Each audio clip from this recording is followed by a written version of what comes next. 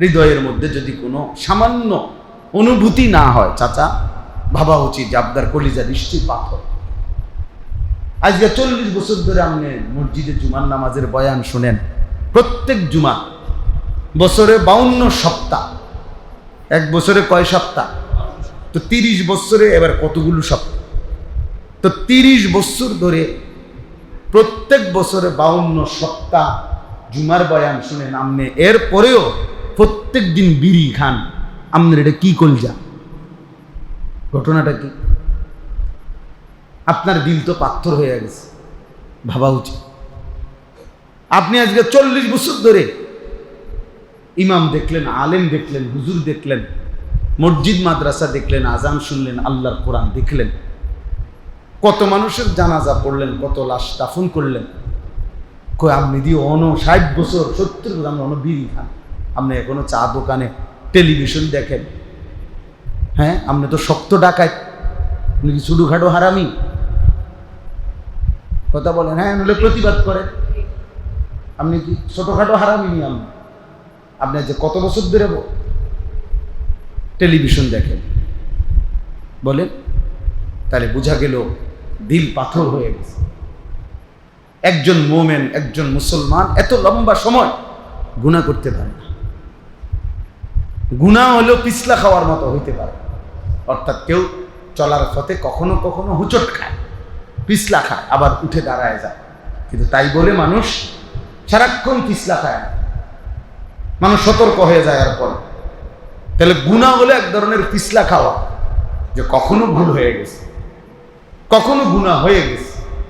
কিন্তু মুসলমান যে আখিরাত চেনে, আল্লাহকে চেনে, যে বুঝে যে আমাকে মরতে হবে, খোদার কসম সে ধারাবাহিক লাগাতার এক তালে একই পদ্ধতি নিয়মে প্রতিদিন নিয়মিত গুনাহ করতে পারে না।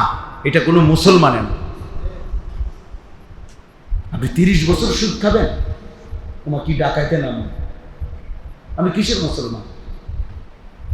একজন মুসলমান 30 বছর সুদ খাবে প্রতিদিন, প্রত্যেক দিন ওজনে কম দিবা, তুমি মুসলমান? কোনো দিনই ফজরের নামাজ পড়বা না, তুমি মুসলমান? হ্যাঁ, 365 দিনে একদিনও ফজরের নামাজ পড়তেন না, তো নিকৃষ্ট জানোয়ার বেটা, হয়তো নিকৃষ্ট জানোয়ার, মানুষরূপী জানোয়ার, জানোয়ারের চাইতে নিকৃষ্ট। তো মানুষ নামের কলঙ্ক আল্লাহর কোরআন বলছে, কোরআন তাকে জানোয়ার বলছে, আনআম চতুষ্প জন্তু বলছে। লাগাতার মিথ্যা বলে কেন? আপনার ঘরে প্রতিদিন টেলিভিশন চলবে, প্রত্যেক দিন একটা ডেইলি আপনার ঘরে নাচ গান নাটক সিনেমা, তার মানে আপনি কোনোদিনও এটা ভাবতেন না যে এটা গুনাহ? কথা বলেন না কেন? আপনার কি কোনোদিন বছরের কোন সময় আপনার মনে পড়তো না এটা যে গুনাহ? তার মানে আপনি এটাকে গুনাহই আর মনে করেন না। আপনি মনে করছেন এটা একটা ছেলে খেলা আর কি, মস্কারি আর কি। হুজুররা যে নিষেধ করছে, আপনি মনে করছেন হুজুররা ফাইজলামি করে। হ্যাঁ হ্যাঁ, বুঝছেন না কথা? আপনি মনে করছেন যে নাচ গান নর্তকীর ছবি দেখা যে হারাম, হুজুররা কয় হুদা কয়, আর কাম নাই দীক্ষা কয় তাতে নাই। তো 30 বছর প্রতিদিন ওনার ঘরে টেলিভিশন চলে কেন বলেন? প্রতিদিন মিথ্যা বলে কেন? প্রতিদিন নামাজ ছাড়া থাকে কিভাবে? কিভাবে সম্ভব? এজন্য নিজের হিসাব নিজে মিলাই। এক জাররা বিবেক, এক বিন্দু বিবেক খাটানো জরুর। চালাকি ভাববেন না কেউ কাউকে। আপনি আমারে বুঝ দিলেন, আমি আপনারে বুঝ দিলাম, এসব চালাকি করলে হবে না। হুজুর আমরা গ্রামের মানুষ, আমরা সাধারণ মানুষ, কোন রকম দিন আইনা দিন খাই, আমরা এত তান্ত্র আইলে হইল, এসব ফাঁক না আলায়। হ্যাঁ, টাঙ্গাইয়া ফিটবো মনে রেখে ফেরেশতা, এমন ফিডা ফিটবে। আপনার এই মস্কারি ফাইজলামি করেন, কি ভাবছেন আপনি? আখিরাত মামুলি? কথা বলেন না কেন? আখিরাত মামুলি? আখিরাত কি? মসজিদে 30,000 টাকা দিলেই জান্নাত? দুই কাতার টাইলস করে দিলে জান্নাত। আখিরাতের মূল্য জান্নাত এই দুই কাতার টাইলস। 4টা ফ্যান দিয়ে দিয়েছেন বেহেশত নাকি? বেহেশত কি? 2টা রুম আর একটা বারিন্দা নাকি? তো আপনি কি মনে করছেন? হ্যাঁ, 60 বছর মিথ্যা বলতেছেন, আপনি কেমনে জান্নাতে যাবেন? প্রতিদিন বিড়ি সিগারেট খান, আপনি কেমনে আখিরাতে যাবেন বলেন? প্রতিদিন আপনার উপার্জন হারাম, ওজনে কম দেন, ঠকান, মিথ্যা বলেন, কিস্তি নিতেছেন, লোন নিতেছেন, সুদ খাইতেছেন, ঘুষ খাইতেছেন, আপনি তো হারামখোর, আপনি জান্নাতি হবেন কেন? হারামখোর জান্নাতি হয় কিভাবে? আল্লাহ নবী সাল্লাল্লাহু আলাইহি ওয়াসাল্লাম বলছেন, লা ইয়াদখুলুল জান্নাতা জাসাদুন গুযিয়া বিল হারাম। যেই দেহ হারাম দ্বারা বেড়ে উঠেছে, আল্লাহ রাসূল সাল্লাল্লাহু আলাইহি সাল্লাম বলেন ওই দেহ জান্নাতে প্রবেশ করবে না। লা ইয়াদখুলুল জান্নাহ, সে জান্নাতে ঢুকবে না। তাহলে জান্নাত আপনার আমার বাপের সম্পত্তি। আল্লাহ আমাদেরকে বুঝার তৌফিক দান। বাবা আমার সাফ সাফ কথা, নিজেকে চালাক ভাইবেন না, মিথ্যুক চালাক না, মিথ্যুক বোকা, সুদখোর বোকা, ঘুষখোর বোকা, বেনামাজি নাফরমান ওই বোকা। তা আপনি সেই নবীর উম্মত হয়ে আপনার সন্তান, আপনার পরিবার পরিজনকে আখিরাত শিখাবেন, সেজদা শিখাবেন, কোরআন শিখাবেন। সেটাই তো নবীজির সাথে আপনার সম্পর্ক, সেটাই তো রাসূলুল্লাহ সাল্লাল্লাহু আলাইহি সাল্লামের অনুসরণ। আপনি দাবি করেন নবীজির উম্মত, দাবি করেন নবীজিকে ভালোবাসেন, অথচ স্ত্রী সন্তান কারো ঈমান আমল ইবাদত নামাজ বন্দিগি কিচ্ছুর কোনো পরোয়া নাই। শুধু টাকা, শুধু বাড়ি, শুধু ঘর, শুধু বিল্ডিং, শুধু বিদেশ, শুধু দালান, শুধু আরো কিস্তি, আরো লোন, আরো টাকা। এই ছিল মুসলমানের দায়িত্ব। আল্লাহ আমাদেরকে বুঝার তৌফিক দান করে। এই জন্য চারিদিকে মাদ্রাসা, চারিদিকে মাদ্রাসা। এই জামানায় কমপক্ষে মুসলমানরা কোনো জবাবদিহি করতে পারবে না হাসরের ময়দানে। একটা সময় ছিল হয়তো 50 মাইলের ব্যবধানে, 100 মাইল দূরে হয়তো মাদ্রাসা ছিল। আমাদের পরিচিত একজন মনোহরগঞ্জের আলেম, উনি বলছেন সকালবেলা প্রত্যেক দিন 17 কিলোমিটার পায়ে হাইটা, 17 কিলো পায়ে হাইটা মাদ্রাসা যাইতেন। আবার ছুটি হইলে বিকাল বেলা 17 কিলোমিটার পায়ে হাইটা বাড়িতে আসতেন। এক জামানা এমন ছিল।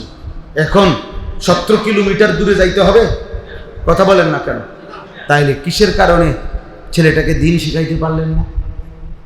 কিসের কারণে আমনের সূরা কেরাত অশুদ্ধ রয়ে গেল? চাচা, আপনাদের যাদের সূরা কেরাত দোয়া কালাম অশুদ্ধ, তাদের তো নামাজও অশুদ্ধ।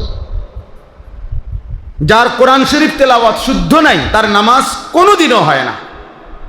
কোন নামাজ, কাবা শরীফের ছাদেও যদি নামাজ পড়ে, একেবারে কাবা ঘরের ভিতরেও যদি নামাজ পড়ে, তার নামাজ হবে না, হবে না, হবে না, হবে না, হবে না।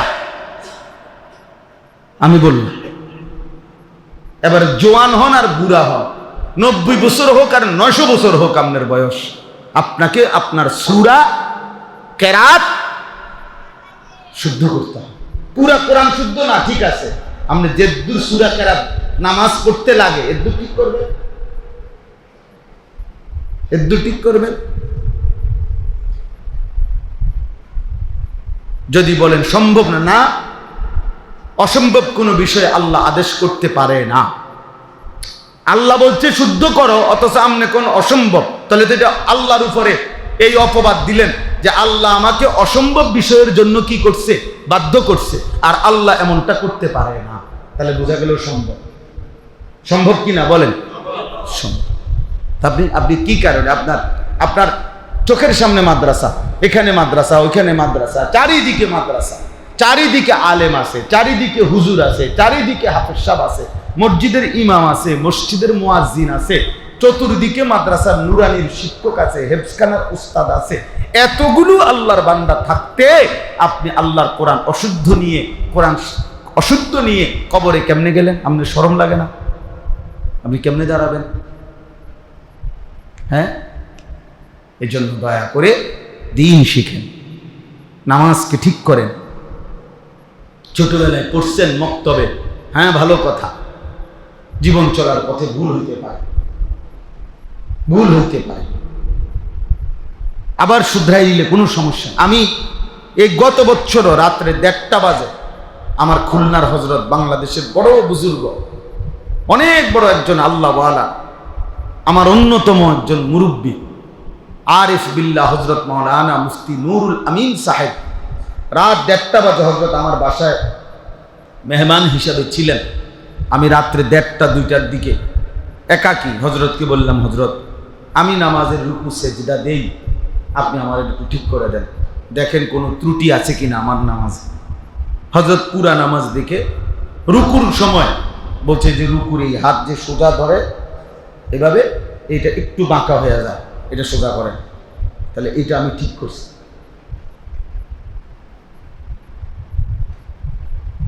কথা বলে, তাহলে আমার যদি ঠিক করা দরকার হয়, আপনার ঠিক করার দরকার নাই না, আপনার কোনো ভুল নাই, তো তাহলে এটা উচিত ছিল না। দুইটা জিনিস মনে রাখতে হবে। এক নাম্বার হলো কোরআনুল কারীমের মধ্যে বিভিন্ন সংক্ষিপ্ত ঘটনা আছে, পূর্ববর্তী জাতি, ইতিহাস, ব্যক্তি, গোত্র, কওম, এদের। কিন্তু কোরআনুল কারীমের একটা নীতি হলো শুধু কোনো ঘটনার যেই অংশটুকু শিক্ষণীয়, কোনো বিশেষ উদ্দেশ্যে, ওই অংশটুকুই শুধু কোরআনুল কারীমে উল্লেখ হয়েছে। এমনি শুধু গল্প বলার জন্য, লম্বা কাহিনী বলা, কিচ্ছা শুনাইবার জন্য, এইটা উদ্দেশ্য না। স্বাভাবিকভাবে আমরা ছোটবেলায় মায়েরা, চাচিরা, বড় ভাইরা আমাকে গল্প শুনাইতো, তো এটা হলো জাস্ট গল্প শোনাবে, এই জন্য লম্বা করে বলতো, বাই সিরিয়াল। কিন্তু কোরআনুল কারীমের মধ্যেও অনেক ঘটনা আছে, কিন্তু কোনো ঘটনাই এই উদ্দেশ্যে না যে শুধু গল্প শোনাচ্ছে, না, বরং কোনো নির্দিষ্ট উপদেশ, নসিহত, শিক্ষা, সেটার জন্যই ঘটনাগুলো উল্লেখ করা হয়েছে নির্দিষ্ট পরিমাণ। এই জন্য কোরআনুল কারীমের মধ্যে আছে, আল্লাহ তাআলা বলেন, ফাকসুসিল কাসাসা লাআল্লাহুম ইয়াতাফাক্কারুন।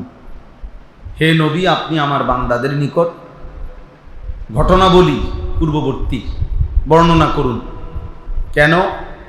লাআল্লাহুম ইয়াতাফাক্কারুন, যেন আমার বান্দারা ফিকির করতে পারে, ভাবতে পারে, যেন তারা বিবেক দিয়ে বুঝে যে তাদের কি উচিত, কি অনুচিত, কি করা দরকার না। মুসা আলাইহিস সালামের ঘটনা, ঈসা আলাইহিস সালামের ঘটনা, নূহ আলাইহিস সালামের ঘটনা, ফেরাউন নমরুদের ঘটনা, কারুন হামানের ঘটনা, আবার ইব্রাহিম আলাইহিস সালাম, মুসা আলাইহিস সালামের ঘটনা। এইভাবে কোরআনুল কারীমের মধ্যে ইউসুফ, ইয়াকুব, ইব্রাহিম, ইসমাইল, অনেক ঘটনা আছে। কিন্তু উদ্দেশ্য হলো বান্দা যেন ভাবে। আল্লাহ নিজেই বলছে, লাআল্লাহুম ইয়াতাফাক্কারুন, লোকেরা যেন ভাবে। তোমাকে ওই ছাত্রগুলো এনতে সরাও, ওই পিচ্ছি বাচ্চা এগুলো ক্যামেরার সামনে তো সরাও, এগুলোর কোনো মনোযোগে নেই, এরা ওটা নিয়েই গেছে, সরাও এখান থেকে, সরাও এখান থেকে, ওটাও ওগুলোর ওই কোনায় নাও, ধরো বাচ্চা, সব বাচ্চা সরাও এখান থেকে। একটা বাচ্চা ওর পিছনে রাখবা না, পিছনে তোমাদের পিছনে বাচ্চাগুলো সরাও। হ্যাঁ যাও বাবা, যাও, সরো। কোরআনুল কারীমের মধ্যে আল্লাহ তাআলা আরেক জায়গায় বলছেন, লাকাদ কানা ফি কাসাসিহিম ইবরাতুল লিউলিল আলবাব। পূর্ববর্তী ঘটনার মধ্যে যারা বিবেকবান তাদের জন্য ইবরত, উপদেশ আছে, উপদেশ আছে, শিক্ষার উপকরণ আছে, যাদের বিবেক আছে। তাহলে বিবেকবানদের জন্য কোরআনুল কারীমের ঘটনাবলীর মধ্যে উপদেশ আছে, আল্লাহ তাআলা বলছে। তো এইখানেও একটা ঘটনা, এটা কোরআনুল কারীমের মধ্যে আছে আল্লাহ তাআলা ইউসুফ আলাইহিস সালামের ঘটনা বলছেন, নাহনু নাকুসসু আলাইকা আহসানাল কাসাস। আল্লাহ তাআলা নিজেই বলছে, হে বন্ধু, আমি আপনাকে বড় সুন্দর একটা গল্প শোনাচ্ছি, গল্প শুনাইতেছি, ইউসুফের গল্প। তো এরপরে উদ্দেশ্য কি? উদ্দেশ্য হলো নিজেদের জীবনে এই ঘটনার থেকে শিক্ষা নেওয়া।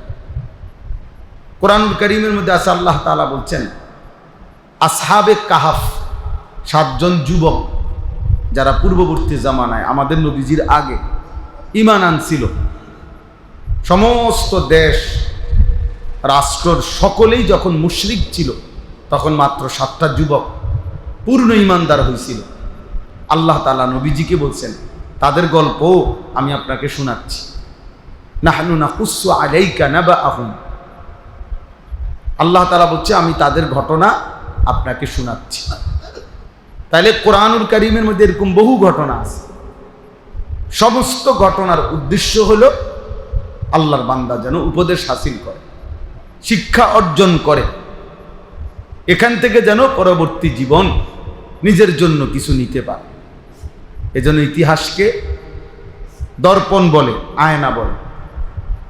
ইতিহাসকে বলে আয়না, অর্থাৎ আয়নাতে যেমন দাঁড়াইলে নিজের চেহারা ত্রুটি ভালো উপলব্ধি করা যায়, ঠিক ইতিহাসের দিকে তাকাইলে নিজের মধ্যে ত্রুটি এবং নিজের মধ্যে করণীয়, উচিত অনুচিত, এটা উপলব্ধি হয়।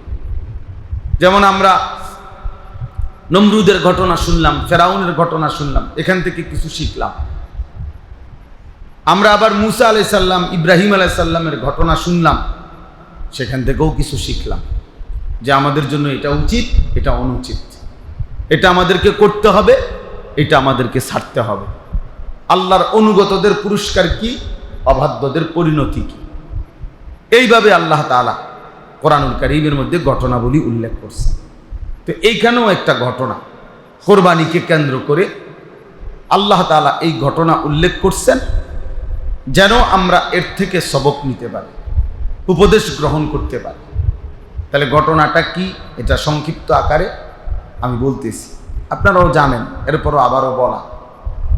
প্রত্যেক কথাই অনেকেরই আবার আগের থেকে জানা আছে, তো আবার বলা হয় কেন? আবার বলা হয়, কোরআনুল কারীমে আল্লাহ তাআলা বলছে, কোরআনের কথাগুলো বারবার বলতে থাকেন, প্রত্যেকবারই মুমিনের ফাইন্নাদ যিকরা তানফাউল মুমিনিন, প্রতিবারই মুমিনের নতুন করে আবার উপকার হবে, আবার চেতনা আসবে, আবার অনুভূতি আসবে, আবার বিবেক জাগবে, আবার নিজের কর্তব্য বুঝতে পারবে। এই জন্য আপনারা প্রত্যেক বছর শবে বরাত কাছাইলে শবে বরাতের কথা শুনেন, শবে কদর আসলে শবে কদরের কথা শুনেন, রমজান আসলে রমজানের কথা শুনেন।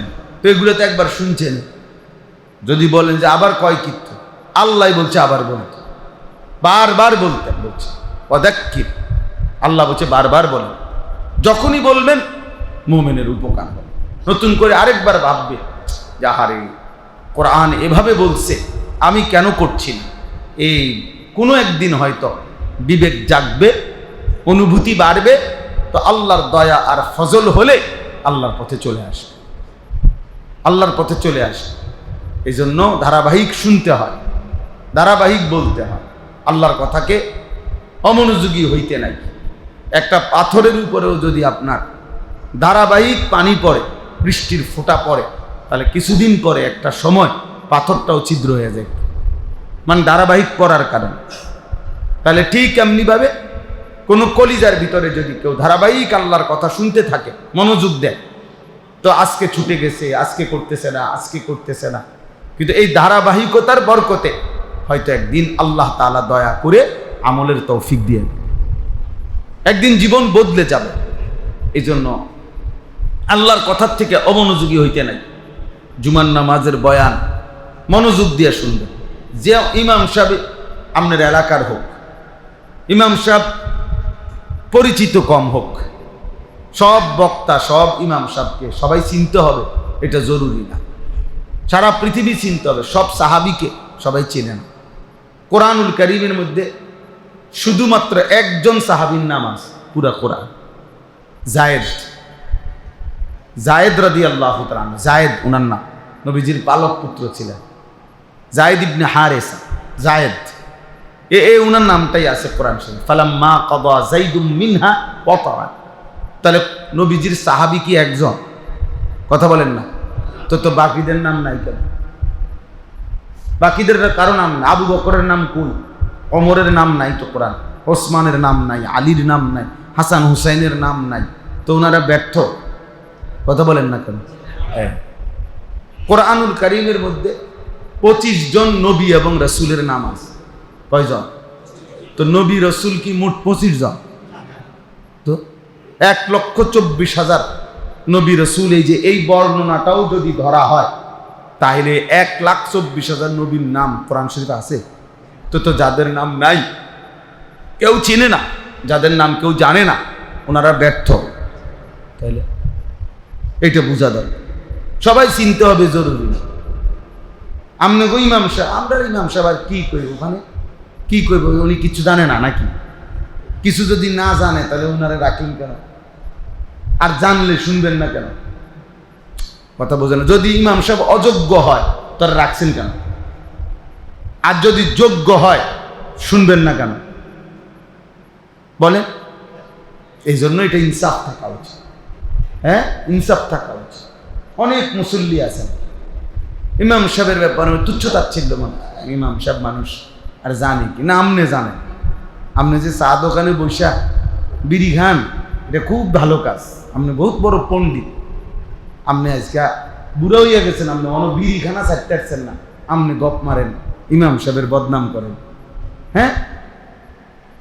আপনি এখনো কথা বললে গালি ছাড়া কথা বলতে পারেন না, আপনি নিজের চালাক মনে করেন। এই জন্য এটা ঠিক না। আল্লাহর কথা শোনা উচিত। ইমাম সাহেবের বয়ান শুনবেন, আলেমে দ্বীনের বয়ান শুনবেন। সবাই বক্তা পরিচিত হইতে হবে, জরুরি। আল্লাহর ইচ্ছা এটা। কাউকে আল্লাহ 1000-এর সামনে বলার সুযোগ দিছে, কাউরে আল্লাহ 10 জনের সামনে বলার সুযোগ দিছে। দুটোটাকেই কদর করা উচিত যে আমার আল্লাহ তৌফিক দিছে, আমার আল্লাহ বলার সুযোগ দিছে। একজনই কোরআন শরীফে আছে সূরা ইয়াসিনের মধ্যে 3 জন রাসূল এক এলাকায় আমাদের নবীজির আগে মানুষকে আল্লাহর দিকে ডাকছে। 3 জন রাসূল, 3 জন। কয়জন? ওয়াদরিব লাহুম মাসালান আসহাবাল কারইয়া ইয জাআহাল মুরসালুন ইয আরসালনা ইলাইহিম ইসনাইনি ফাকাদ্দাবুহুমা ফাআজ্জাজনা বিসালিসিন। এই 3 জন মোট হইছে। আল্লাহ বলছে 3 জন রাসূলকে আমি এক এলাকায় মানুষকে আল্লাহর দিকে দাওয়াত দিতে পাঠাইলাম। ওনারা দিবানিশি দাওয়াত দিছে, বিনিময়ে 3 জনের দাওয়াতে কালেমা পড়ছে 1 জন, ইমানদার হইছে শুধু 1 জন। ওয়াজাআ মিন আকসাল মাদিনাতে রাজুলুন, এই রাজুলুন 1 জন। তাইলে আপনি কি মনে হয় ওনারা ব্যর্থ? এই জন্য সংখ্যা কোনো কথা না, আল্লাহর কথা দিল দিয়ে শুনবেন। ইবরত যেন হয়, উপদেশ যেন হাসিল হয়। হৃদয়ের মধ্যে যদি কোনো সামান্য অনুভূতি না হয়, চাচা ভাবা উচিত যে আপনার কলিজা নিশ্চয়ই পাথর। আজকে 40 বছর ধরে আপনি মসজিদে জুমার নামাজের বয়ান শুনেন, প্রত্যেক জুমা, বছরে 52 সপ্তাহ। 1 বছরে কয় সপ্তাহ? তো 30 বছরে এবার কতগুলো সপ্তাহ? তো 30 বছর ধরে প্রত্যেক বছরে 52 সপ্তাহ জুমার বয়ান শুনেন আপনি, এরপরেও প্রত্যেক দিন বিড়ি খান। আপনার এটা কি কলজা? ঘটনাটা কি? আপনার দিল তো পাথর হয়ে গেছে, ভাবা উচিত। আপনি আজকে 40 বছর ধরে ইমাম দেখলেন, আলেম দেখলেন, হুজুর দেখলেন, মসজিদ মাদ্রাসা দেখলেন, আজান শুনলেন, আল্লাহর কোরআন দেখলেন, কত মানুষের জানাজা পড়লেন, কত লাশ দাফন করলেন। কই আপনি দিয়ে 60 বছর 70 বছর আপনি বিড়ি খান, আপনি এখনো চা দোকানে টেলিভিশন দেখেন।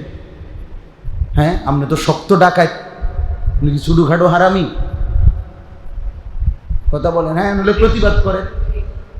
আপনি কি ছোটখাটো হারামি নি? আপনি আপনি যে কত বছর ধরে টেলিভিশন দেখেন বলেন, তাহলে বোঝা গেল দিল পাথর হয়ে গেছে। একজন মোমেন, একজন মুসলমান এত লম্বা সময় গুনাহ করতে পারে না। গুনাহ হলেও পিছলা খাওয়ার মতো হইতে পারে, অর্থাৎ কেউ চলার পথে কখনো কখনো হুচট খায়, পিছলা খায়, আবার উঠে দাঁড়ায় যায়।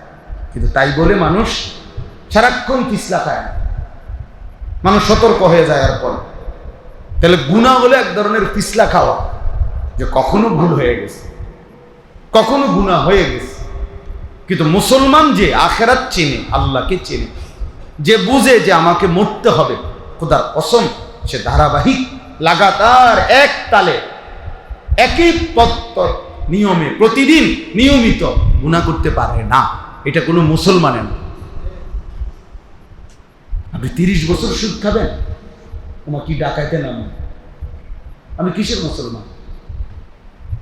একজন মুসলমান 30 বছর সুদ খাবে প্রতিদিন, প্রত্যেক দিন ওজনে কম দিবা, তুমি মুসলমান? কোনো দিনে ফজরের নামাজ পড়বা না, তুমি মুসলমান? হ্যাঁ, 365 দিনে একদিনও ফজরের নামাজ পড়তেন না, তো নিকৃষ্ট জানোয়ার বেটা, হয়তো নিকৃষ্ট জানোয়ার, মানুষরূপী জানোয়ার, জানোয়ারের চাইতে নিকৃষ্ট। তো মানুষ নামের কলঙ্ক আল্লাহর কোরআন বলছে, কোরআন তাকে জানোয়ার বলছে, আনআম চতুষ্প জন্তু বলছে। লাগাতার মিথ্যা বলে কেন? আপনার ঘরে প্রতিদিন টেলিভিশন চলবে, প্রত্যেক দিন একটা ডেইলি আপনার ঘরে নাচ গান নাটক সিনেমা, তার মানে আপনি কোনোদিনও এটা ভাবতেন না যে এটা গুনাহ? কথা বলেন না কেন? আপনার কি কোনোদিন বছরের কোন সময় আপনার মনে পড়তো না এটা যে গুনাহ? তার মানে আপনি এটাকে গুনাহই আর মনে করেন না। আপনি মনে করছেন এটা একটা ছেলে খেলা আর কি, মস্কারি আর কি। হুজুররা যে নিষেধ করছে, আপনি মনে করছেন হুজুররা ফাইজলামি করে। হ্যাঁ হ্যাঁ, বুঝছেন না কথা? আপনি মনে করছেন যে নাচ গান নর্তকীর ছবি দেখা যে হারাম, হুজুররা কয় হুদা কয় আর কাম নাই দীক্ষা কয়, তাতে নাই তো 30 বছর প্রতিদিন ওনার ঘরে টেলিভিশন চলে কেমন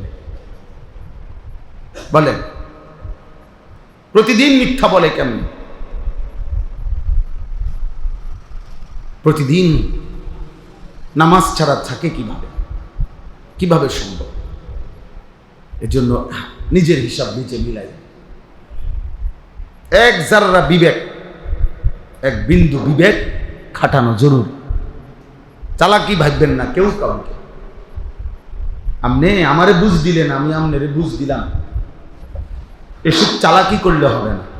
হুজুর আমরা গ্রামের মানুষ, আমরা সাধারণ মানুষ, কোন রকম দিন আইনা দিন খাই, আমরা এত তান্ত্র আইলে হইল, এসব ফাঁক না আলায়। হ্যাঁ, টাঙ্গাইয়া ফিটবো মনে রেখে ফেরেশতা, এমন ফিডা ফিটবে।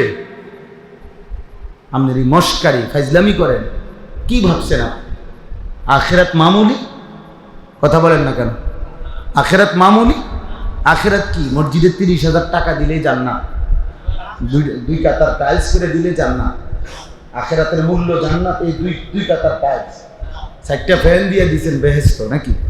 বেহেশত কি? 2টা রুম আর একটা বারিন্দা নাকি? তো আপনি কি মনে করছেন? হ্যাঁ, 60 বছর মিথ্যা বলতেছেন, আপনি কেমনে জান্নাতে যাবেন? প্রতিদিন বিড়ি সিগারেট খান, আপনি কেমনে আখিরাতে যাবেন বলেন?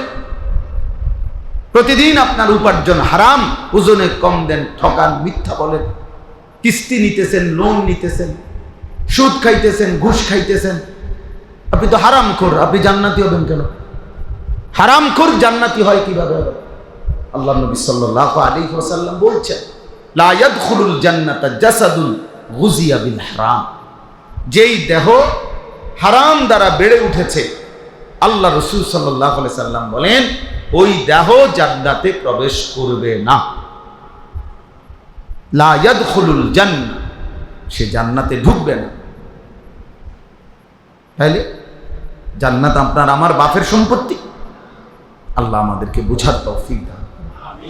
বাবা আমার আমার সাফ সাফ কর, নিজেকে চালাক ভাইবেন না, মিথ্যুক চালাক না, মিথ্যুক বোকা, সুদখোর বোকা, ঘুষখোর বোকা, বেনামাজি নাফরমান ওই বোকা। যে ছেলেগুলো নামাজ পড়ে না, আপনাদের যে সমস্ত ছেলেগুলো, এগুলো অপদার্থ, এগুলো মানুষ নামের জানোয়ার। আমি বললাম, যদি কারো প্রতিবাদ করতে মন চায় করেন, আসেন আমি আপনাদের বুঝাই দেব। যদি বলেন কোরআন দিয়ে বুঝাইতে তাও সম্ভব, হাদিস দিয়ে বুঝাইলে তাও সম্ভব, যুক্তি দিয়ে যদি বুঝাইতে চান তাও সম্ভব। ওই জানোয়ার, যার কপালে সেজদা নাই ওই জানোয়ার। কেন? কারণ কেন সেজদা দেয় না? প্রত্যেক বেনামাজি নাফরমান কেন সেজদা দেয় না? তার মনের ইচ্ছা দেয় না, আর তার মন চাইছে দেয় না। মানে আল্লাহর সাথে রাগ করার ন্যূনতম কোন যুক্তি কারণ নাই। আপনি একটা কারণ দর্শান যে আল্লাহর সাথে আমি এই কারণে রাগ করছি, কি? যে আল্লাহ আমার সামনে সবটি লোকে আল্লাহ নিঃশ্বাস নিতে দিতে আছে, আমারে 1 ঘন্টা ধরে নিঃশ্বাস বন্ধ রাখছে, এই জন্য আমি আল্লাহরে সেজদা দেই না। কি এরকম? সবগুলো মানুষের আল্লাহ তাআলা আলো দিয়ে রাখছে, রোদ আমার জন্য অন্ধকার করে রাখছে। হ্যাঁ, কিন্তু কি কারণ? একটা যুক্তি আসেনি বলেন যে এই কারণে আমি আল্লাহর সাথে রাগ করছি। তাইলে কোরআনুল কারীমে স্পষ্ট বলছে, মিয়া ছেলেরা বাবা শোনো, যদি মায়ের সন্তান মানুষের বাচ্চা হও, মুসলমানের সন্তান যদি হও, তো শুনো, আল্লাহ তাআলা কোরআনে বলছে মনের ইচ্ছা মতো যে চলে, আল্লাহর কসম, আল্লাহ বলছে তার উদাহরণ হলো ওয়াত্তাবা হাওয়াহু ফামাসালুহু কামাসালিল কালব। আল্লাহ বলছে যে তার মনের ইচ্ছা মতো চলে, তার উদাহরণ হলো কামাসালিল কালব, কুত্তার মতো, কুত্তার মতো, কুত্তার মতো, কুত্তার মতো। সাফ বাংলা। আল্লাহ আমাদের সন্তানদেরকে হেফাজত করেন। আমাদের ছেলেদের ফিরে আসা দরকার, আমাদের সন্তানদের ফিরে আসা দরকার। আপনারা অভিভাবক পর্যায়ের যারা আছেন, আপনারা আরো বেশি পরিমাণ স্ত্রী সন্তানের ঈমান, আমল, নামাজ, বন্দেগীর প্রতি নজর বাড়া, নজর বাড়া। ফিকির করেন, ছেলের বিদেশ মূল বিষয় না, ছেলের নামাজ মূল বিষয়। ছেলের দোকান মূল বিষয় না, ছেলের সেজদা মূল বিষয়। ওর সাথে এটা বোঝাপড়া করেন, বাবা তোমার বিদেশ আমি দায়িত্ব দান, আমার জিম্মাদারি না যে সুদে টাকা নিয়ে হলেও, কিস্তিতে টাকা নিয়ে হলেও তোমার আমি বিদেশ পাঠাইতেই হবে, এটা আমি জিম্মাদার না বাবা। তোমার সেজদাওয়ালা বানানো এটা আমার জিম্মাদারি। তোমার নামাজ, তোমার বন্দেগীর খেয়াল রাখা, বিল্ডিং করে দেওয়া দায়িত্ব না, সেজদাওয়ালা নামাজের ফিকির করা এটা দায়িত্ব। সন্তানকে যারা আল্লাহর কোরআন থেকে বঞ্চিত করছেন, তারা আপনার সন্তানের উপরে জুলুম করছেন। মাদ্রাসায় পড়ান নাই, দিন শিখান নাই, আল্লাহর কোরআন থেকে বঞ্চিত করেছেন। যারা মুসলমান হয়েও আল্লাহর কসম আপনি জুলুম করছেন, আপনি জালেম। হাসরের ময়দানে জালেম হিসাবে আপনাকে আল্লাহর সামনে জবাবদিহি করতে হবে। আমি বলে দিলাম, মনে রাখি, মুসলমানের সন্তান আপনার সন্তান, মুসলিম, আপনি তাকে আল্লাহর কোরআন পড়া থেকে বঞ্চিত করলেন কেন? হ্যাঁ, আপনি মুসলমান, আপনার সন্তান মুসলমান, অথচ আল্লাহর কোরআনের একটা লাইন, একটা পৃষ্ঠাও দেখে দেখে পড়তে পারে না। ঘটনাটা কি? আপনি কি জাতের মুসলমান? আপনার জিফুত কি জাতের মুসলমান? হ্যাঁ, নিজেই কি হইলেন আর সন্তানরে কি বানাইলেন? কারণটা কি? আল্লাহর কোরআনকে প্রত্যাখ্যান করলেন কেন? বাংলা বইটা এত বুঝলেন, অঙ্ক বইটা এত বুঝলেন, হ্যাঁ, ইংরেজি বই এতটা বুঝলেন, একটা রিক্সাওয়ালা, ঠেলাওয়ালা, কুলিওয়ালা, দিন মজুর, আপনিও বুঝেন যে বাংলা দরকার, অঙ্ক দরকার, ইংরেজি দরকার। আপনি এটা কেন বুঝলেন না? তার চাইতে কোটি গুণ বেশি আল্লাহর কোরআন দরকার। কি দরকার না? কথা বলেন না, দরকার না? কিন্তু সেটা থেকে বঞ্চিত করলেন কেন? দিন থেকে বঞ্চিত করলেন কেন? নামাজ থেকে বঞ্চিত করলেন কেন? কোরআনুল কারীমের মধ্যে আছে, আল্লাহ তাআলা বলছেন ওয়া'মুর আহলাকা বিস-সালাহ, আপনি আপনার পরিবারের সদস্যদেরকে নামাজের আদেশ করুন। কোরআনুল কারীমে আল্লাহ তাআলা বলছে উতলু মা উহিয়া ইলাইকা মিনাল কিতাব, হে নবী, আপনার উপরে আমি যে কোরআন নাজিল করেছি আপনি তা আমার বান্দাদের সামনে শুনান, পড়েন, তেলাওয়াত করেন। তো নবী সাল্লাল্লাহু আলাইহি সাল্লাম উম্মতকে কোরআন শিখাইছেন, সেজদা শিখাইছেন, আখিরাত শিখাইছেন। তা আপনি সেই নবীর উম্মত হয়ে আপনার সন্তান, আপনার পরিবার পরিজনকে আখিরাত শিখাবেন, সেজদা শিখাবেন, কোরআন শিখাবেন। সেটাই তো নবীজির সাথে আপনার সম্পর্ক, সেটাই তো রাসূলুল্লাহ সাল্লাল্লাহু আলাইহি সাল্লামের অনুসরণ। আপনি দাবি করেন নবীজির উম্মত, দাবি করেন নবীজিকে ভালোবাসেন, অথচ স্ত্রী সন্তান কারো ঈমান আমল ইবাদত নামাজ বন্দিগি কিচ্ছুর কোনো পরোয়া নাই, শুধু টাকা, শুধু বাড়ি, শুধু ঘর, শুধু বিল্ডিং, শুধু বিদেশ, শুধু দালান, শুধু আরো কিস্তি, আরো লোন, আরো টাকা। এই ছিল মুসলমানের দায়িত্ব। আল্লাহ আমাদেরকে বুঝার তৌফিক দান করে। এই জন্য চারিদিকে মাদ্রাসা, চারিদিকে মাদ্রাসা। এই জামানায় কমপক্ষে মুসলমানরা কোনো জবাবদিহি করতে পারবে না হাসরের ময়দানে। একটা সময় ছিল হয়তো 50 মাইলের ব্যবধানে, 100 মাইল দূরে হয়তো মাদ্রাসা ছিল। আমাদের পরিচিত একজন মনোহরগঞ্জের আলেম, উনি বলছেন সকালবেলা প্রত্যেক দিন 17 কিলোমিটার পায়ে হাইটা, 17 কিলো পায়ে হাইটা মাদ্রাসায় যাইতেন। আবার ছুটি হইলে বিকাল বেলা 17 কিলোমিটার পায়ে হাইটা বাড়িতে আসতেন। এক জামানা এমন ছিল। এখন 17 কিলোমিটার দূরে যাইতে হবে? কথা বলেন না কেন? তাইলে কিসের কারণে ছেলেটাকে দিন শিখাইতে পারলেন না? কিসের কারণে আমনের সূরা কেরাত অশুদ্ধ রয়ে গেল? চাচা, আপনাদের যাদের সূরা কেরাত দোয়া কালাম অশুদ্ধ, তাদের তো নামাজও অশুদ্ধ। যার কোরআন শরীফ তেলাওয়াত শুদ্ধ নাই, তার নামাজ কোনোদিনও হয় না। কোনো নামাজ, কাবা শরীফের ছাদেও যদি নামাজ পড়ে, একের কাবা ঘরের ভিতরেও যদি নামাজ পড়ে, তার নামাজ হবে না, হবে না, হবে না, হবে না, হবে না। আমি বললাম, এবার জোয়ান হন আর বুড়া হন, 90 বছর হোক আর 900 বছর হোক আপনার বয়স, আপনাকে আপনার সূরা কেরাত শুদ্ধ করতে হবে। পুরা কোরআন শুদ্ধ না, ঠিক আছে, আপনি যেদূর সূরা কেরাত নামাজ পড়তে লাগে এদূর ঠিক করবেন, এদূর ঠিক করবেন। যদি বলেন সম্ভব না, না, অসম্ভব কোনো বিষয়ে আল্লাহ আদেশ করতে পারে না।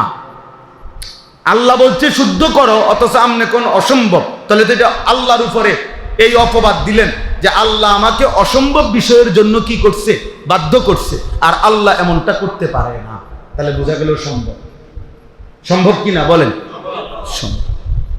আপনি কি কারণে আপনার চোখের সামনে মাদ্রাসা, এখানে মাদ্রাসা, ওইখানে মাদ্রাসা, চারিদিকে মাদ্রাসা, চারিদিকে আলেম আছে, চারিদিকে হুজুর আছে, চারিদিকে হাফেজ সাহেব আছে, মসজিদের ইমাম আছে, মসজিদের মুয়াজ্জিন আছে, চতুর্দিকে মাদ্রাসার নুরানির শিক্ষক আছে, হেফজখানার উস্তাদ আছে, এতগুলো আল্লাহর বান্দা থাকতে আপনি আল্লাহর কোরআন অশুদ্ধ নিয়ে, কোরআন অশুদ্ধ নিয়ে কবরে কেমনে গেলেন? আপনার শরম লাগে না? আপনি কেমনে দাঁড়াবেন? হ্যাঁ, এই জন্য দয়া করে দিন শিখেন, নামাজকে ঠিক করেন। ছোটবেলায় পড়ছেন মক্তবে, হ্যাঁ ভালো কথা, জীবন চলার পথে ভুল হইতে পারে, ভুল হইতে পারে, আবার শুধরাই দিলে কোনো সমস্যা। আমি এই গত বছরও রাত্রে 1:30 বাজে আমার খুলনার হজরত, বাংলাদেশের বড় বুজুর্গ, অনেক বড় একজন আল্লাহওয়ালা, আমার অন্যতম একজন মুরব্বী আরিফ বিল্লাহ হজরত মাওলানা মুফতি নুরুল আমিন সাহেব, রাত 1:30 বাজে হজরত আমার বাসায় মেহমান হিসাবে ছিলেন। আমি রাত্রে 1:30-2টার দিকে একাকী হজরতকে বললাম, হজরত আমি নামাজের রুকু সেজদা দেই, আপনি আমার একটু ঠিক করে দেন, দেখেন কোনো ত্রুটি আছে কিনা আমার নামাজ। হজরত পুরা নামাজ দেখে রুকুর সময় বলছে যে রুকুর এই হাত যে সোজা ধরে এভাবে, এটা একটু বাঁকা হয়ে যায়, এটা সোজা করেন, তাহলে এটা আমি ঠিক করছি।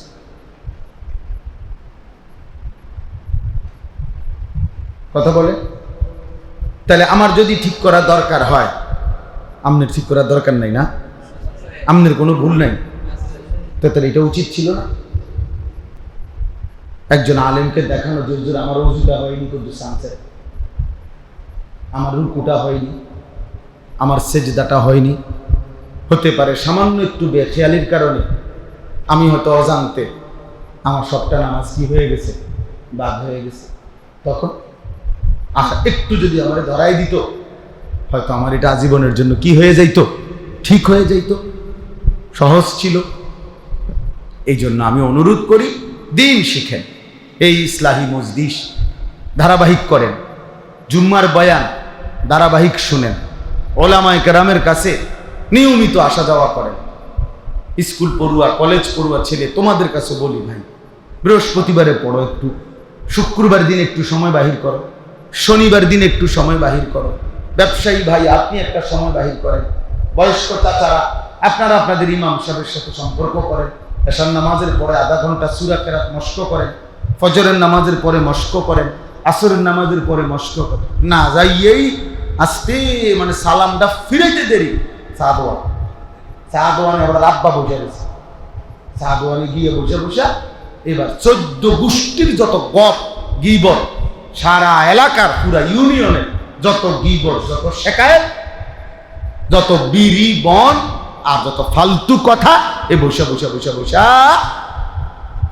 বন খায়, পান খায়, বিড়ি খায়, আর এই কর বাজে কথা, বেহুদা কথা বলে।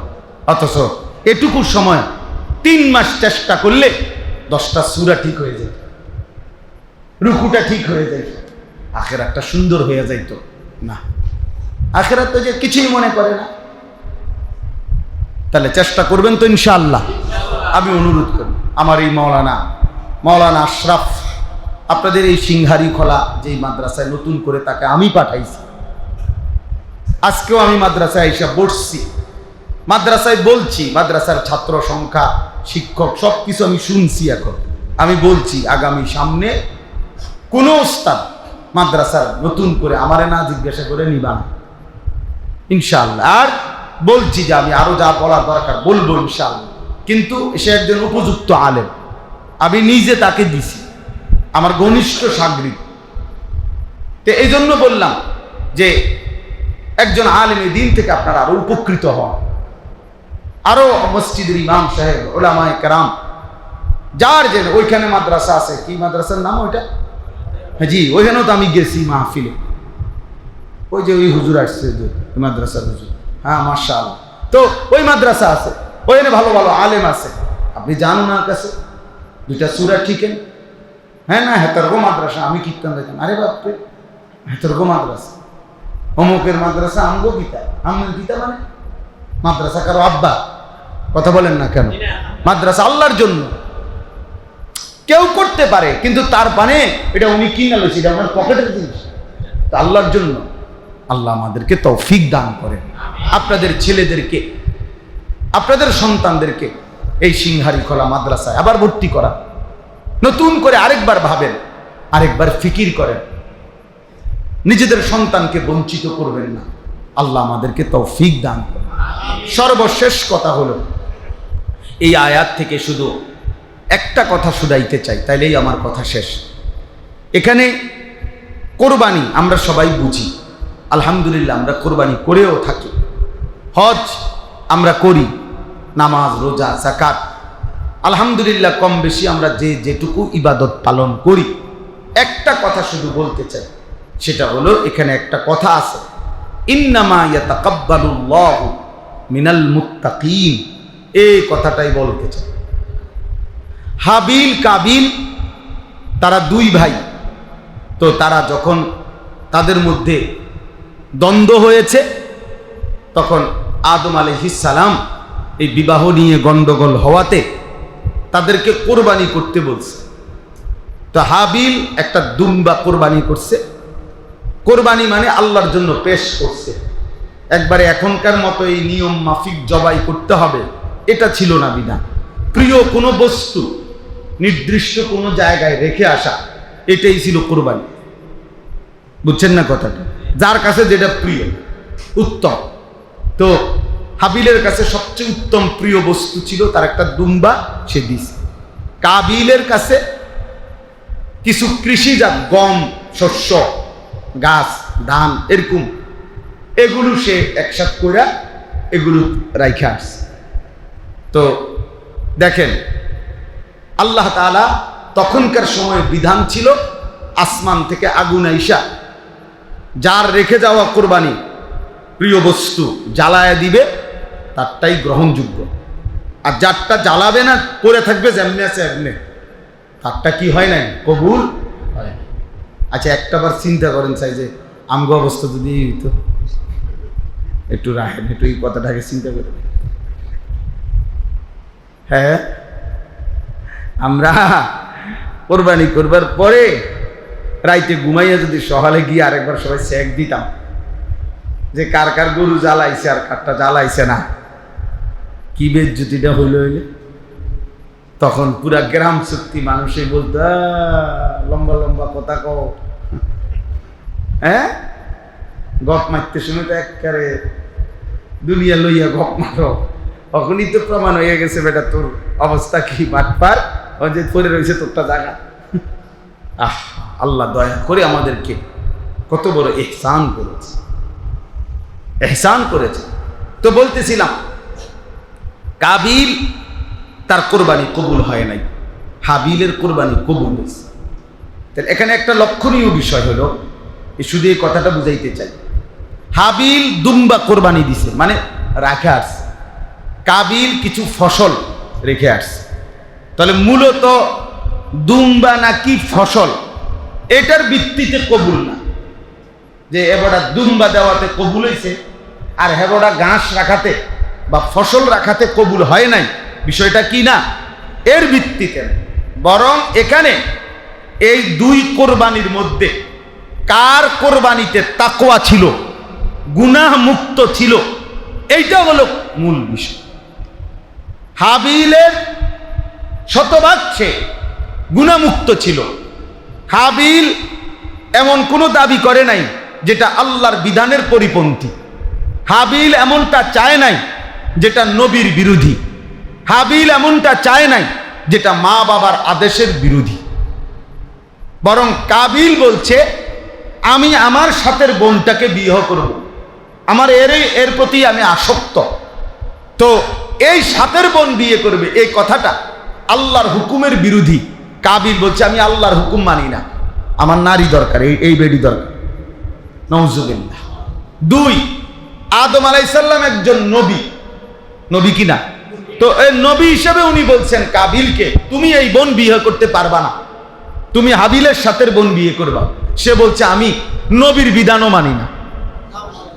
তিন নম্বরে আদম আলাইহিস সালাম একজন বাবা, কাবিলের বাবা কিনা, তো একজন বাবা তার সন্তানকে বলছে যে তুমি এমনটা করো না, সে বলছে আমি বাপ্পার কথাও মানি না, আমার নারী চাই। তাইলে তার পুরাটাই আল্লাহর নাফরমানি, আল্লাহর নাফরমানি কিনা, এই গুনাহ তার নাফরমানি, এই জন্য তার কোরবানি কি হয় নাই, কবুল হয় না। আর হাবিল পুরা হকের উপরে ছিল, হাবিল গুনাহ মুক্ত ছিল, হাবিল তাকওয়ার উপরে ছিল, আল্লাহ ভীতির উপরে ছিল, আর আল্লাহ তাআলা তার কোরবানি কবুল করে নিয়েছে। এই জন্য এই কথাটা যখন হাবিলকে কাবিল বলছে আমি তোমাকে মেরেই ফেলবো, তখন হাবিল বলছে ইন্নামা ইয়াতাকাব্বালুল্লাহু মিনাল মুত্তাকিন, হে আমার প্রিয় ভাই মেরে ফেলো, কোনো অসুবিধা নেই। লা ইন বাসাত্তা ইলাইয়া লিতাকতুলানি মা আনা বিবাসিতিন ইয়াদিয়া লিআকতুলাকা। হাবিল বলছে তুমি যদি আমাকে হাত বাড়াও মেরে ফেলতে, আমি তোমার দিকে হাত বাড়াবো না, তুমি আমাকে মারো, কোনো সমস্যা নাই। ইন্নী আখাফুল্লাহ রাব্বাল আলামিন, আমি আল্লাহকে ভয় করি। কাকে ভয় করি? আল্লাহকে ভয় করি। অতএব শোনো, ইন্নামা ইয়াতাকাব্বালুল্লাহু মিনাল মুত্তাকিন, কিয়ামত পর্যন্ত সর্বযুগে সর্বকালে আল্লাহ ইবাদত কবুল করবেন তার, তাকওয়া থাকবে যার। তাকওয়া থাকবে। তাহলে আল্লাহ তাআলা ইবাদত কবুল করবেন কার? আবার বলেন না, কার? তাকওয়া থাকবে যার। তাকওয়া তাকওয়া তাকওয়া থাকবে যার মানে কি? মানে তাকওয়া মানে হলো গুনাহ থেকে পবিত্র থাকবে যে। তাকওয়া মানেই হলো গুনাহ থেকে মুক্ত থাকা। তাকওয়া মানেই হলো গুনাহমুক্ত হয়ে আল্লাহর ইবাদত করা। আল্লাহর ইবাদত, এজন্য নামাজ পড়তে হবে গুনাহমুক্ত, রোজা রাখতে হবে গুনাহমুক্ত, জিকির করতে হবে গুনাহমুক্ত, দান সদকা করতে হবে গুনাহমুক্ত, কোরবানি করতে হবে গুনাহমুক্ত, হজ করতে হবে গুনাহমুক্ত। তাইলে আল্লাহ কবুল করে। আপনি সুদের টাকা দিয়ে কোরবানি দিবেন, হবে না। ঘুষের টাকা দিয়ে কোরবানি দিবেন, হবে না। কিস্তির টাকা দিয়ে কোরবানি দিবেন, হবে না। ওজনে কম দিয়া সারা বছর ব্যবসা কইরা টাকা জমাইয়া অনেকবার মাতবুরি দেখাইতেন আছেন, এই মাতবুরি মানুষের কাছে, এই মাতবুরি মনে রাখেন, এই কোরবানি আসমানে যাবে না, আল্লাহর কাছে যাবে না। কোন গুনাহ যুক্ত হারাম যুক্ত কোরবানি আল্লাহ কবুল করে না। আল্লাহ কবুল করবেন। এই জন্য শুধু কোরবানি না, সমস্ত ইবাদতের ক্ষেত্রে এটা লক্ষণীয় যে তাকওয়ার সাথে যা, মানে গুনাহ থেকে মুক্ত থেকে, তাহলেই সেটা আল্লাহ কবুল করেন। আমি আমার মাদ্রাসার মধ্যে রোমের সামনে, মাদ্রাসার নামাজের জায়গার সামনে জায়গায় জায়গায় এই কথাটা লেখাইছি, ছোট কম্পিউটার কইরা লেখাই দিছি, যেন এ কয়দিন যত অভিভাবক আসে আমার মাদ্রাসায়, আলহামদুলিল্লাহ, ওই যে ময়নামতি সাবের বাজার বলে আর কি, সাবের বাজার গরু বাজারের পাশেই আমার মাদ্রাসা। আলহামদুলিল্লাহ আমার মাদ্রাসাতেও প্রায় 488 জন ছাত্র আছে, সব ছেলে, 500-র মতো ছাত্র, ক্লাস 8 পর্যন্ত জামাত আছে আমাদের মাদ্রাসায়। তো এই তাহলে প্রতিদিন প্রায় 500 ছাত্র, 12 জন কম, তাইলে এদের অভিভাবক ডেইলি আসা যাওয়া করে না, এই অভিভাবকের যেন প্রত্যেকের নজরে পড়ে, এই জন্য আমি চারিদিকে লাগাইছি, যেন দিয়ে ঢুকে এন দিয়ে যেন এটা দেখে লেখা এটা যে ইন্নামা ইয়াতাকাব্বালুল্লাহু মিনাল মুত্তাকিন, আল্লাহ তাআলা মুত্তাকিদের ইবাদতই কবুল করেন। মানে গুনাহমুক্ত, গুনাহমুক্ত, গুনাহমুক্ত। দুনিয়ায় ফুডাঙ্গিরি দেখাইলে, মানুষে বাহবা দিলে, মানুষ স্লোগান দিলেই যথেষ্ট না, আর আজিমের মালিক নিল কিনা এটা দেখার বিষয়। বুঝেন না কথা? হ্যাঁ, দুনিয়াতে তো কইছে জনাব অমুক 30,000, আপনি কইছেন মার হাবা, মার, তাই মার হাবা, মার তো হাবা বুঝলাম, বুঝেন না কথা? মার হাবা সবে ঠিক আছে, কিন্তু আসমানে গেছে কিনা সেটা দেখার বিষয়। আর শাজিমে পৌঁছতো কিনা, মালিক নিল কিনা, সেটা আমার আর আমনের স্লোগানের ভিত্তিতে না। কিসের ভিত্তিতে? গুনাহমুক্ত হালালের ভিত্তিতে, হালালের ভিত্তিতে। তাহলে অতএব সম্পদ তো হারাম, তো 1 কোটি মানুষ স্লোগান দিল, সেটা মালিক নেবে না, সেটা মালিক নেবে না। সম্পদ তো হালাল, পৃথিবীর কেউ না জানলেও সেটা আল্লাহ তাআলার আরশে আজিমে পৌঁছে যাবে, আর আল্লাহ তাআলা আরশের নিচে হাশরের ময়দানে ছায়া দান করবে। নবী সাল্লাল্লাহু আলাইহি সাল্লাম সেটা বলছেন।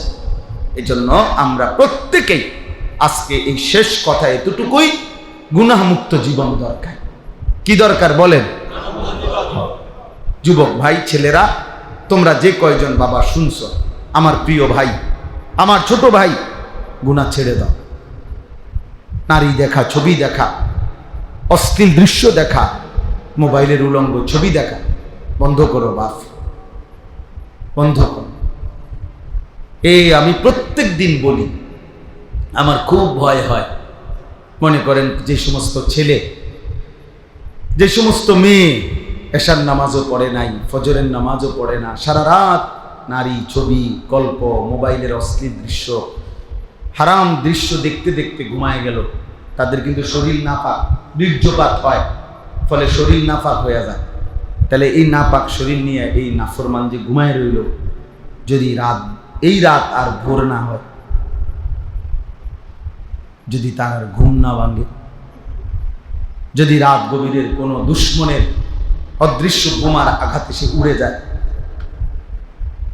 কথা বলেন না, তো তার মৃত্যু কিসের উপরে হবে? কতটা নিকৃষ্ট মরণ হবে বলে। সে তো তওবা করারও কি পাইল না, সে তো কিছু বলবারও সুযোগ পাইল না। এটা খুব জরুরি, খুব জরুরি, কথা বুঝছেন? এই জন্য দয়া করে যুবক ছেলেরা ফিরতে শেখো, ভাবতে শেখো। এই প্রতিবেশী আমাদের খুব বেশি উত্তেজিত, মনে রাখতে হবে। আমাদের কাঁটাতারের প্রতিবেশী গোটা পৃথিবীর কাছে লজ্জিত হয়েছে। আলহামদুলিল্লাহ, পাকিস্তানের মুজাহিদ সেনাবাহিনী দাঁত ভাঙ্গা জবাব ফিরাই দিয়েছে। 20 সেকেন্ড লাগে নাই ফিরাই দিতে জবাব। ইমানদার দেখাইছে, বেঈমান প্রমাণিত হয়েছে। আমি তো বলছি গত 15-16 বছরে তো আমরা তাদের তেল ডলতে ডলতে ফ্যাসিস্ট দোসররা, যার পরে আমরা ভাবি নাই, বুঝি নাই, আমরা তো মনে করছি কত কিছু জানি আছে, কিন্তু এখন আলহামদুলিল্লাহ এই লড়াইয়ে প্রমাণিত হয়েছে ওদের বেঈমানের কাছে কিচ্ছু নাই, শক্তি সাহস বলতে কোনো হিম্মত নাই। এবার তো স্পষ্ট প্রমাণিত, বাংলার দামাল যুবকরাও যদি লাগে ইনশাআল্লাহ বিজয় আমাদেরই আসবে। ইনশাআল্লাহ, ইনশাআল্লাহ। দিল্লির লাল কেল্লাতেও মনে রাখবেন কালেমার পতাকা উঠবে ইনশাআল্লাহ, মনে রাখবেন ইনশাআল্লাহ। এজন্য আমরা প্রত্যেকেই আল্লাহর দিকে ফিরি, আল্লাহর দিকে ফিরি, আল্লাহর দিকে ফিরি। আল্লাহ আমাদেরকে তৌফিক দেন, কবুল করেন। আপনাদের এই সিংহারি খোলা দারুস সুন্নাহ মাদ্রাসা আল্লাহ তাআলা কবুল করেন, এই মসজিদকেও আল্লাহ তাআলা কবুল করেন। আপনাদের প্রত্যেকের দ্বীনের দিকে ফিরে আসার আশা করে, আহ্বান করে আমি আমার কথা শেষ করলাম। আসসালামু আলাইকুম ওয়া রাহমাতুল্লাহি ওয়া বারাকাতুহু। সুবহানাল্লাহি বিহামদিহি, সুবহানাকাল্লাহুম্মা বিহামদিকা, আলহামদুলিল্লাহি রাব্বিল আলামিন। আল্লাহুম্মা আনতাস সালাম ওয়া মিনকাস সালাম, তাবারাকতা ইয়া যাল জালালি ওয়াল ইকরাম। মওলাই করিম আপনি মাফ করে দেন, রব্বে করিম আপনি মাফ করে দেন, আয় মওলা আপনি মাফ করে দেন। আয় আল্লাহ সমস্ত কবরবাসীদেরকে মাফ করে দেন, কিয়ামত পর্যন্ত কবরের আযাব মাফ করে দেন, কবরগুলোকে জান্নাতের টুকরা বানিয়ে দেন। আল্লাহ এলাকার সমস্ত বাবাদেরকে কবুল করে নেন, কিশোর যুবক ছেলেগুলোকে নামাজি বানিয়ে দেন। আল্লাহ এই সিংহারি খোলা দারুস সুন্নাহ মাদ্রাসা আপনি কবুল করে দেন, মাদ্রাসায় আরো ছাত্র মিলায়া দেন, উপযুক্ত উস্তাদ মিলায়া দেন। মাদ্রাসায় যে যখন যেটুকু সহযোগিতা করেছে, জায়গা দিয়ে, জমি দিয়ে, টাকা দিয়ে, পয়সা দিয়ে, বুদ্ধি দিয়ে, পরামর্শ দিয়ে, আয় আল্লাহ প্রত্যেককে উত্তম বিনিময় দান করেন। যারা কবরে চলে গেছে তাদেরকে মাফ করে দেন, যারা বেঁচে আছে তাদেরকে ঈমান আমলের দৌলত দান করেন। ঘর পরিবার, স্ত্রী সন্তানকে নেক জীবন দান করেন। আয় আল্লাহ আমাদের প্রত্যেককে কবুল আর মনসুর করে নেন। আল্লাহ এই মসজিদখানাও কবুল করে নেন। আয় আল্লাহ মাদ্রাসাখানা কবুল করে নেন, এই মসজিদখানা কবুল করে নেন। আল্লাহ অসুস্থ বিমারি যারা শিফা করে দেন, প্রত্যেকের কামাই রুজিতে হালাল বরকত দান করেন। প্রবাসী বিদেশের জমিনে যারা সহি সালামতে রাখেন, মা বোনদেরকে দিন পর্দা পুশিদা দান করেন। আমার দেশকে নিরাপদ করে দেন। আয় আল্লাহ গাজা ফিলিস্তিনের মুসলমানকে বিজয় দান করেন। আল্লাহ আপনি রহম করেন, করম করেন। রব্বির হামহুমা কামা রব্বায়ানি সগীরা।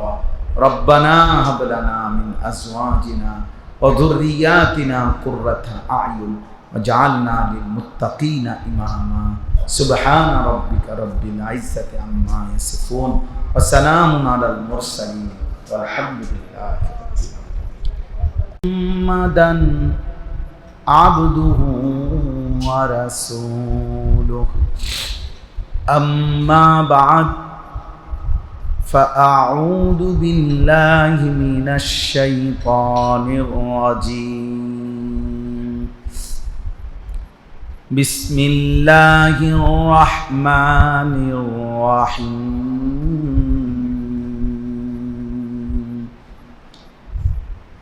واتل عليهم نبأ ابني آدم بالحق إذ قربا قربانا فتقبل من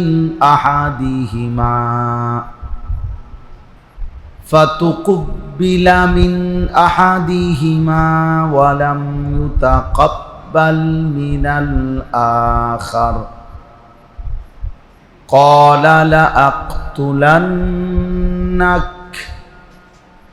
قال إنما يتقبل الله من المتقين صدق الله مولانا العظيم وقال نبينا صلى الله عليه وسلم من وجد سعة لأن يضحي ولم يضحي فلا يقربن مصلانا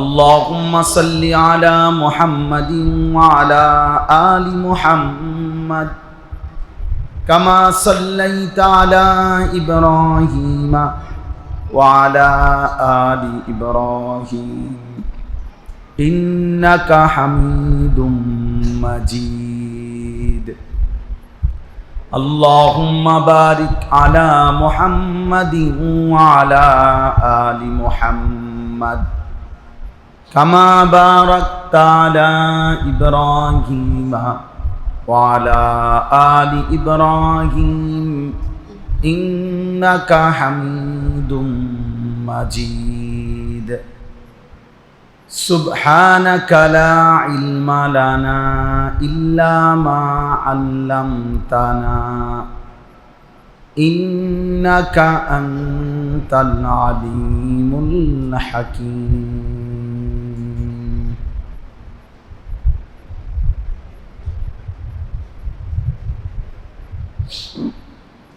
الحمد لله আল্লাহ পাক রব্বুল ইজ্জত জুল জালাল ওয়াল ইকরামের ফজল কারাম রব্বুল আলামিনের ইহসান মেহেরবানি দয়া আল্লাহ তাআলা আমাদেরকে আজ 13 মে 2025 রোজ মঙ্গলবার কুমিল্লা জেলা দেবিদ্বার উপজেলাধীন সিংহারিখোলা দারুস সুন্নাহ মাদ্রাসা ও এতিমখানার উদ্যোগে আজকের এই ইসলাহি মজলিসে আল্লাহ তাআলাই আমাদেরকে আসবার বসবার আল্লাহর জন্যই জমা হওয়ার তৌফিক দান করেছেন। আমরা সকলেই বলি আলহামদুলিল্লাহ। পবিত্র কোরআনুল কারীমের 6 নম্বর পারা 5 নম্বর সূরা, সূরাটির নাম হচ্ছে সূরায়ে মায়েদাহ। এই সূরার 27 নম্বর আয়াত আমি আপনাদের সামনে তেলাওয়াত করেছি। ইনশাআল্লাহ অল্প একটু সময়ের মধ্যে এই একটি আয়াতকে সামনে রেখে সামান্য কিছু কথা আমরা আরজ করতে চাই। ছেলেরা ভাই, তোমরা মোবাইল হাতে ধরে রেকর্ড করো না, আমি নিষেধ করলাম। হাতে মোবাইল ধরে রেখে ভিডিও বা রেকর্ড করো না, এরপরে না শুনলে আমি উঠাই দেবো। দয়া করে নিজে বেইজ্জতি হওয়ার আগে এমনিতেই মোবাইল বন্ধ রাখো। আর যদি এমনি কারো অসুবিধা হয় চলে গেলে ভালো, শুনবার জন্য কোনো চাপাচাপি নেই, খুব বেশি কোনো পিড়াপিড়ি নেই। যার দিল লাগলো, মন চাইলো শুনলো, যার এর চাইতে ভালো কোনো কাজ আছে তার কাছে সেটা করে সুবিধা।